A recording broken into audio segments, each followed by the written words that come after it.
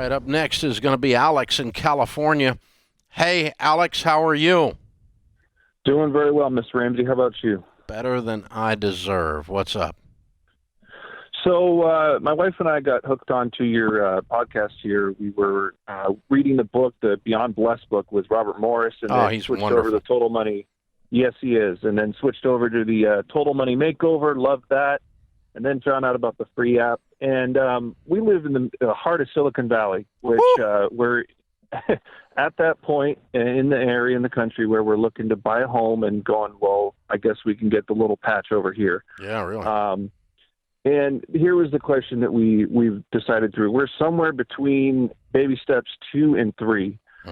We have an emergency fund set up with 6 months of payments. I am currently in school. She is working full time. We are 23 and 29. And we've listened to your podcast multiple times, and the running theme was the 15-year mortgage is what you stand by. And the question is, how do we afford a home in this area with the 15-year? Well, Silicon Valley is some of the most expensive real estate in all the United States. Right. Which means when you're a 23-year-old college student, you can't afford a home there. You simply can't afford to live there. You don't have enough money. I mean, it's just mathematically, you just simply cannot afford to live there. I mean, and you cannot afford to drive a Bentley either. And so there's no shame in that. You're just where you are. You're at the beginnings of your career. So if you rent until, number one, let's go back and correct one thing. You don't do baby steps 2 and 3 at the same time. You need to reread Total Money Makeover. You take all your savings and you put it on your debt until your debt is gone, with the exception of the fact that you're cash flowing finishing college. Now, when are you going to finish college? About 2.5 years. Good. And your degree is in what? Chemical engineering. Okay. And you're studying that where? San Jose? At a community college currently. Yes, sir. Okay. So at San Jose or where? Families, Where are you going to school? Yes, sir. In San Jose. Yeah. Okay. I was guessing. Okay. Because I didn't think there was a college, to my knowledge, of that type in Silicon Valley. Okay. But and you're renting in that area right now? No, sir. So the situation was my wife and I were living with our parents, going to school. She graduated. We got married. We are moved in with my parents, and they have been gracious enough to let us live there. We've been saving and scraping everything we can. Yeah.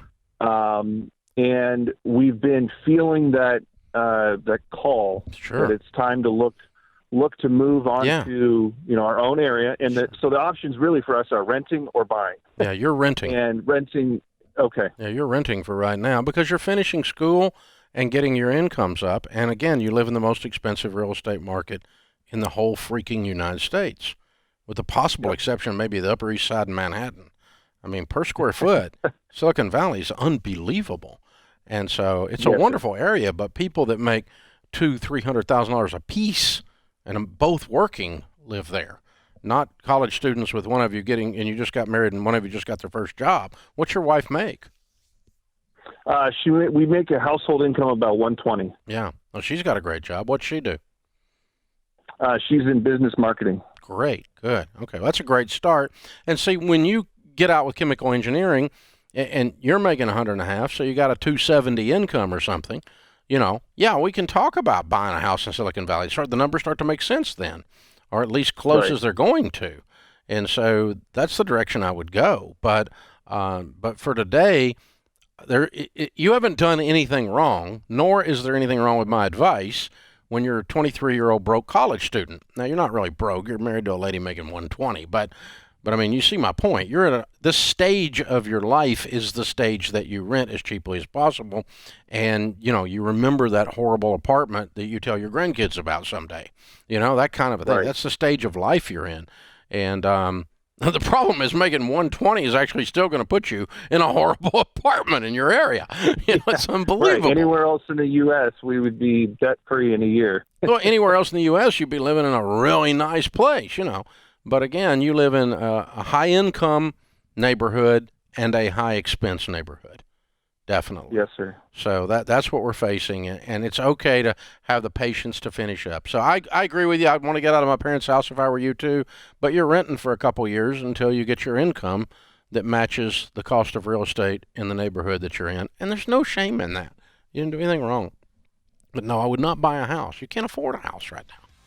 You know, the money. Even making 120, you can't. I mean, what are you going to buy? A shanty? Not in that. That's what it'd be in that area. I mean, it just. I empathize. In other words, I know the real estate cost. I know what you're dealing with there. So the only other option is a long commute to school and change the neighborhood you live in, and then you could rent something a little better while you're doing this. And you're talking about a pretty serious commute because you're talking about some traffic around there that's real for sure. Hey man, thanks for the call. 5 years from now, you're going to be sitting pretty. You're doing the right stuff.